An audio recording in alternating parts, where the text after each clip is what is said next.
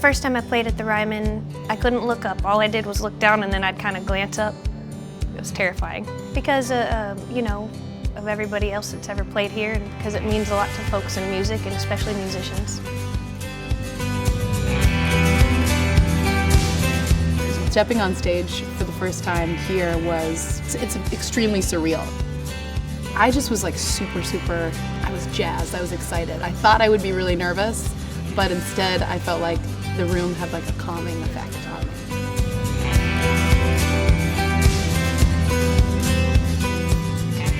I definitely have spent more time, money, and energy into my shows here at the Ryman than I did planning my wedding. I'm a very spontaneous person, but with these shows I've been writing my set list and rewriting them for months and thinking about what we could do to make each night different and special and what different guests we wanted to come out.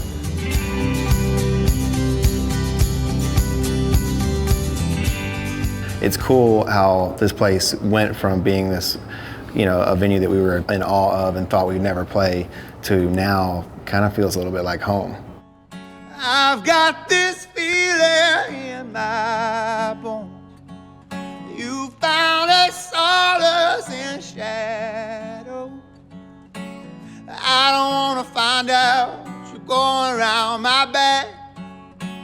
Why you wanna bring me these sorrows? 'Cause there's no excuses for what you're doing.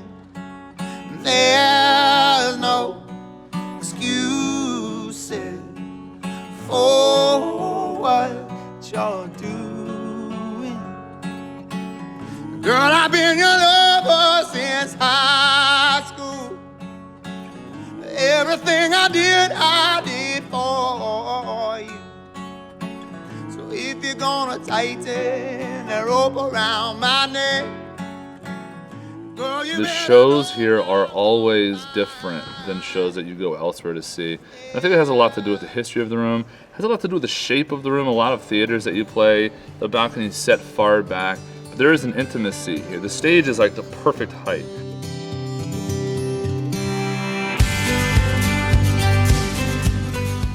Last time I sang at the Ryman was actually with Little Big Town. That was a big honor. And even then it was so special to be at just this church with so much history attached to it.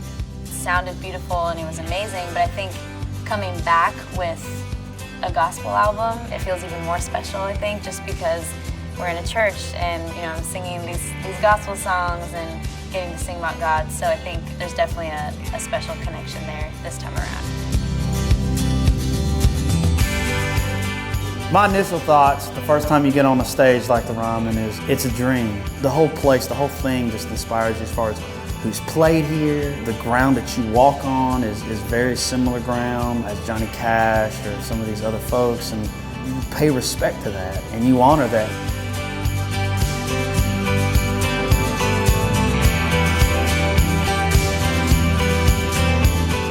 I think the acoustics here speak for themselves. It was built before there were loud PAs and amplifiers. It's not too much. It's just like the perfect blend of that live hall sound.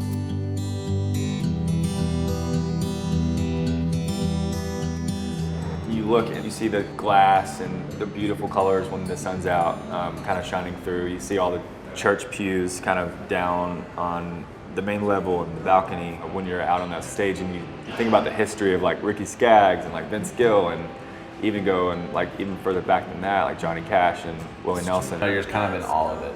And I feel like we still have that same feeling walking on the stage today. All night, and just before the morning sunlight, she breaks down and cries. She's trying to make it right, but only the starlight can turn this down cold.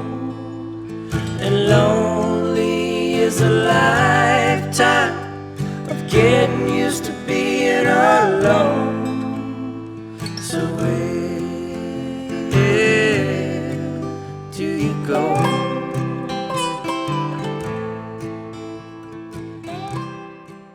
Playing live has always been such an important part of this band because we started on the internet and it was important for us to take it out of the internet and put it into the real world, and now we're a pretty hard touring band, and I feel like when we play shows, that's when I think that's the best feedback you can get as a musician. When people come to the show and they've invested in the music because music means something to them, that's when you play a better show, I think.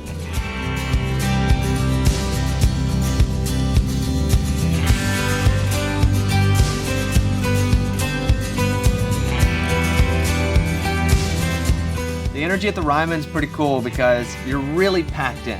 It being an old, legendary building, the guts of this building weren't built for 2019. That's what's amazing about it. And so when you have all these major artists and they're all just sitting on the side of the stage, the atmosphere is really cool.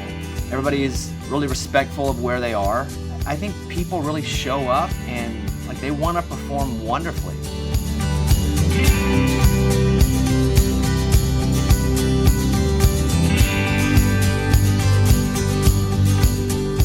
Man, if those pews could talk, I would want to have a glass of whiskey and just listen to stories all night long, because I feel like you'd be there for a while. Walking on stage here, there's a quietness to it. You can hear a pin drop when you start a song. Even if you bring the loudest amp in the world, it's almost like everything disappears and you're lost in that performance.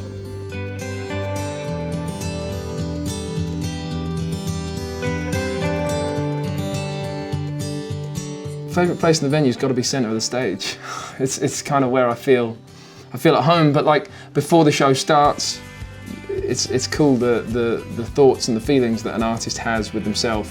You know, before sound check or just after sound check, the kind of calm before the storm. It's a good moment.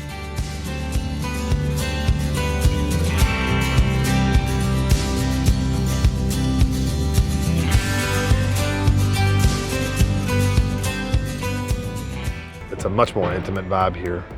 Very spiritual. It's very, I mean, just the whole history of country music and music in general and Nashville, and combined with the like church vibe, you know, church windows, and even like the pictures that are backstage. They'll just have pictures of like Elvis hanging out here with somebody or Johnny Cash hanging out. And so when you see those and they're in this building that you're playing, that's when you kind of feel it.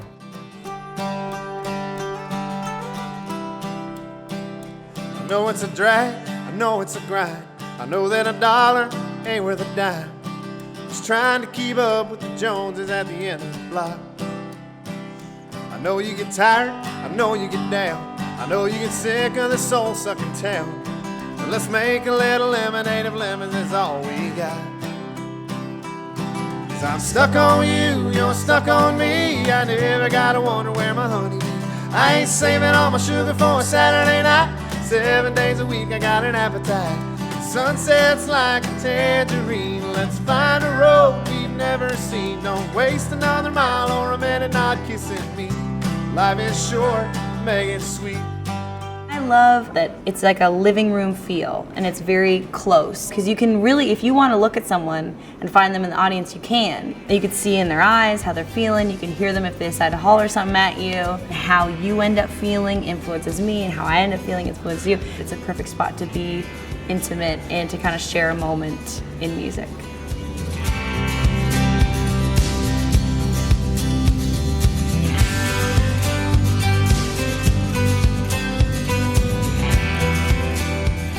We have a couple of our heroes that are going to be coming up and playing with us tonight, some special guests. So I think all around this is probably one of the most important and the most special shows we've ever played as a band. I'd say there's a 96.3% chance that Mark's going to cry tonight. Oh, at some point. Why wouldn't you see 100 for sure?